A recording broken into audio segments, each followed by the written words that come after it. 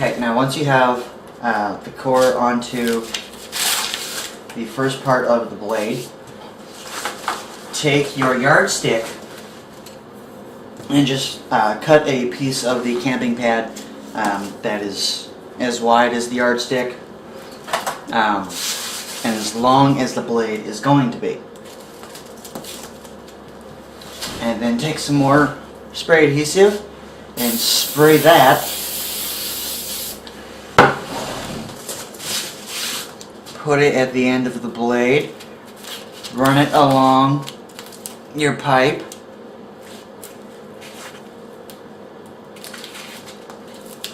Yeah, it is hanging over the edge, but that's okay, because you're really not going to be able to cut it perfectly to size.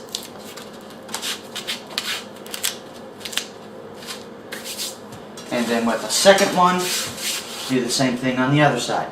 Now let this sit for just a little bit, because you're going to have to put about 2 more pieces of the yardstick width on the top of these 2. Alright, now once you have all 4 pieces of your yardstick strips on going around your pipe, go ahead and then spray the top of that,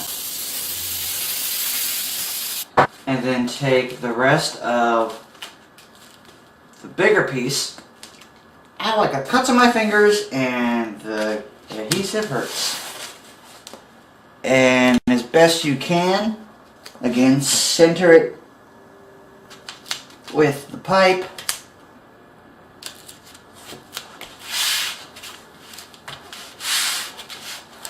Hold it down and let it dry, because you're going to be putting another strip over this. Alright, now once your first white piece has dried, you want to cut another one. Again, the length of the blade, but this time you're going to be doing about 2 or 3 inches so that you can go over this top, and then the length of the blade, and then another 2 or 3 inches so you don't wind up cutting it short.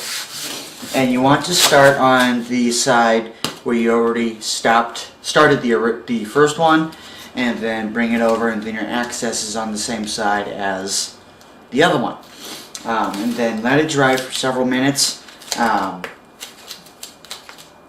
then you're going to be shaving it up from there. Okay, now once you have all your excess pieces all trimmed up on your sword, you want to then go ahead and tape the pieces together so they don't wind up coming apart on you.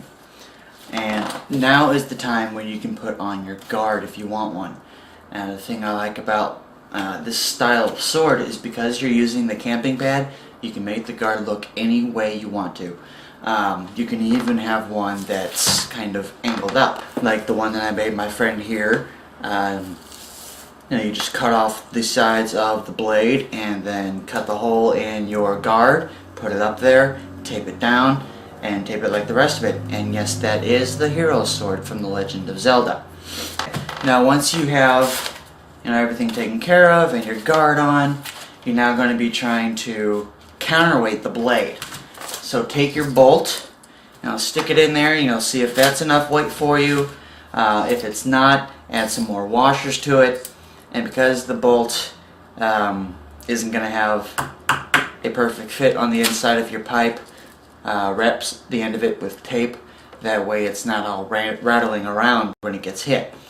And then put that in there, and then you want to tape that down. Alright, now once you have your bolt on the end of your pipes for your counterweight, now you're going to be putting on your hilt. To do that, get a piece that's long enough that it's going to be stopping at the end of your bolt and going down however far you want it to go onto the pipe. You're not going to be using spray adhesive on these because they're going to be curved so much that they're going to have too much spring in them that the spray adhesive won't stay. So take a piece of tape and tape it to the end of your pipe. And you're going to have to eyeball this unless you really think that you can accurately measure this out. And then wrap that around to the other side so you have enough to cover the whole thing.